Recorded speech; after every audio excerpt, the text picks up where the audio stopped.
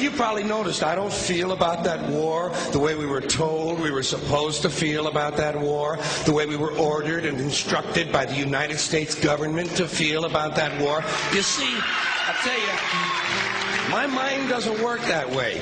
I got this real moron thing I do. It's called thinking. And I'm not a very good American because I like to form my own opinions. I don't just roll over when I'm told to. Sad to say, most Americans just roll over on command. Not me. I have certain rules I live by. My first rule, I don't believe anything the government tells me. Nothing. Zero. Nope.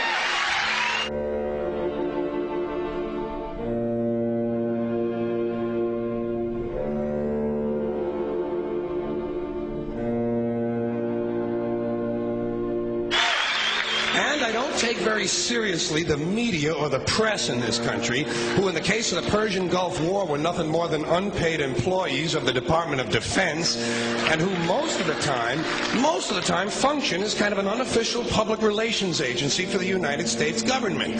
So I don't listen to them. I don't really believe in my country. And I gotta tell you folks, I don't get all choked up about yellow ribbons and American flags. Now, to balance the scale, I'd like to talk about some things that bring us together. Things that point out our similarities instead of our differences. Because that's all you ever hear about in this country is our differences. That's all the media and the politicians are ever talking about, the things that separate us, things that make us different from one another. That's the way the ruling class operates in any society. They try to divide the rest of the people. They keep the lower and the middle classes fighting with each other so that they, the rich, can run off with all the fucking money.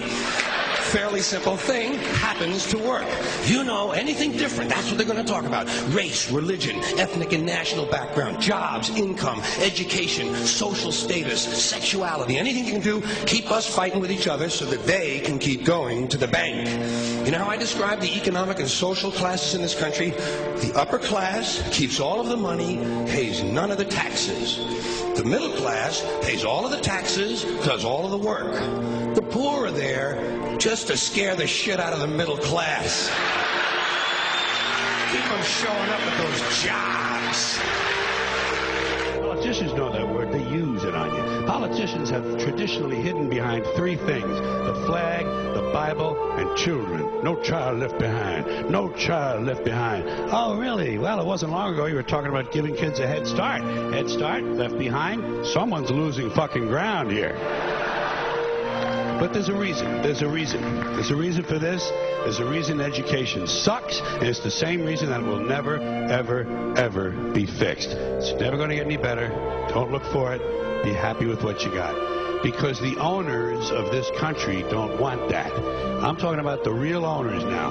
The big, the wealthy, the real owners, the big wealthy business interests that control things and make all the important decisions. Forget the politicians. They're irrelevant. The politicians are put there to give you the idea that you have freedom of choice. You don't. You have no choice. You have owners. They own you. They own everything. They own all the important land. They own and control the corporations. They've long since bought and paid for the Senate, the Congress, the state houses, the city halls. They got the judges in their back pockets, and they own all the big all the big media companies. So they control just about all of the news and information you get to hear. They got you by the balls. They spend billions of dollars every year lobbying to get what they want. Well, we know what they want. They want more for themselves and less for everybody else. But I'll tell you what they don't want. They don't want a population of citizens capable of critical thinking. They don't want well-informed, well-educated people capable of critical thinking. They're not interested in that. That doesn't help them. That's against their interest. That's right. You know something?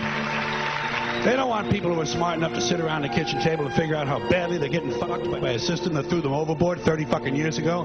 They don't want that. You know what they want? They want obedient workers. Obedient workers. People who are just smart enough to run the machines and do the paperwork, and just dumb enough to passively accept all these increasingly shittier jobs with the lower pay, the longer hours, the reduced benefits, the end of overtime, and the vanishing pension that disappears the minute you go to collect it. And now they're coming for your Social Security money. They want your fucking retirement money. They want it back so they can give it to their criminal friends on Wall Street. And you know something? They'll get it. They'll get it all from you sooner or later because they own this fucking place. It's a big club, and you ain't in it. You and I are not in the big club.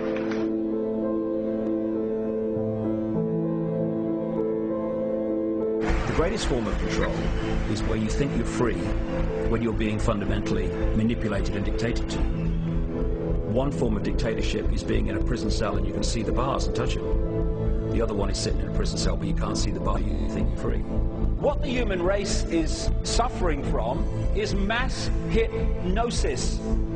We are being hypnotized by people like this. Newsreaders, politicians, teachers, lecturers. We are in a country and in a world that is being run by unbelievably sick people. The chasm between what we're told is going on and what is really going on is absolutely enormous. The greatest hypnotist on planet Earth is a oblong box in the corner of the room. It is constantly telling us what to believe is real. Historically, the control and manipulation of political opinion has been the Freemasons' main weapon in gaining control of countries and states.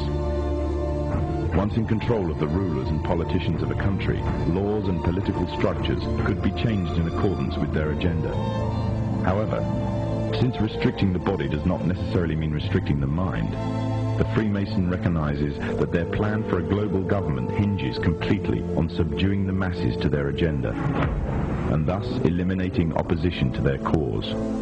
And the greatest threat to their plan, posing more danger than any army or law, is the threat of a free-thinking mind.